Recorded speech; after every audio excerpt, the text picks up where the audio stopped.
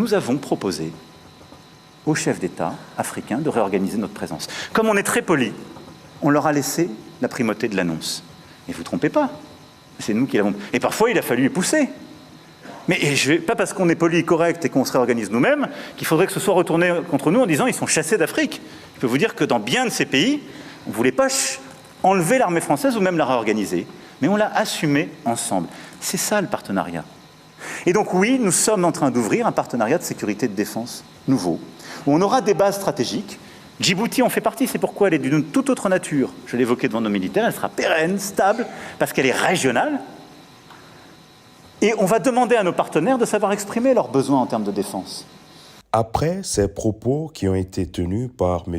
Emmanuel Macron, président actuel de la France, des propos concernant le retrait des bases militaires françaises dans les pays africains, notamment le Sénégal, la Côte d'Ivoire, le Tchad, des propos que M. Ousmane Sonko juge erronés et il est venu dans un post sur sa page officielle en disant ceci. Le président Emmanuel Macron a affirmé aujourd'hui que le départ annoncé des bases militaires françaises aurait été négocié entre les pays africains qui l'ont décrété et la France. Il poursuit en estimant que c'est par simple commodité et par politesse que la France a consenti la primeur de l'annoncer à ces pays africains. Je tiens à dire que, dans le cas du Sénégal, cette affirmation est totalement erronée. Aucune discussion ou négociation n'a eu lieu à ce jour et la décision prise par le Sénégal découle de sa seule volonté en tant que pays libre, indépendant et souverain. Il déclare enfin qu'aucun pays africain ne serait aujourd'hui souverain si la France ne s'était déployée. Il y a une partie, c'était notre engagement contre le terrorisme depuis 2013. On avait raison. Je crois qu'on a oublié de nous dire merci. C'est pas grave, ça viendra avec le temps. L'ingratitude, je suis bien placé pour le savoir, c'est une maladie non transmissible à l'homme. Mais je le dis pour tous les gouvernants africains qui n'ont pas eu le courage, vis-à-vis de leurs opinions publiques, de le porter, aucun d'entre eux ne serait aujourd'hui avec un pays souverain si l'armée française ne s'était pas déployée dans cette région. Et j'ai une pensée émue pour nos soldats qui, parfois, ont donné leur vie et pendant des années se sont battus. Nous avons bien fait. On est parti parce qu'il y a eu des coups d'État. Parce qu'on était là à la demande d'États souverains qui avaient demandé à la France de venir.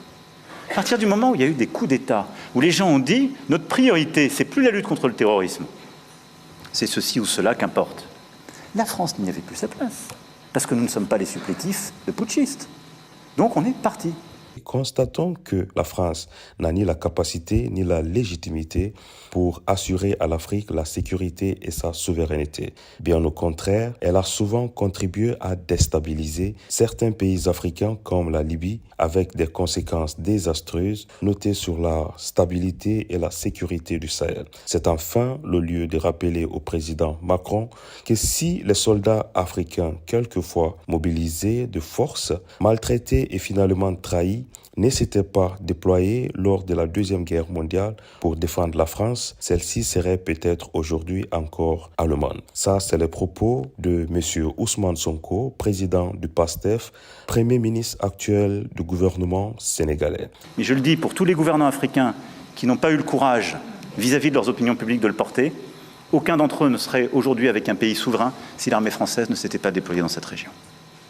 En écoutant M. Emmanuel Macron, président actuel de la France, on l'entend clairement qualifier les pays africains d'ingrats et que si la France n'avait pas intervenu dans plusieurs pays africains, on n'allait pas parler aujourd'hui d'État souverain en faisant allusion aux opérations Barkhane qui s'étaient tenues au Mali et plusieurs autres opérations.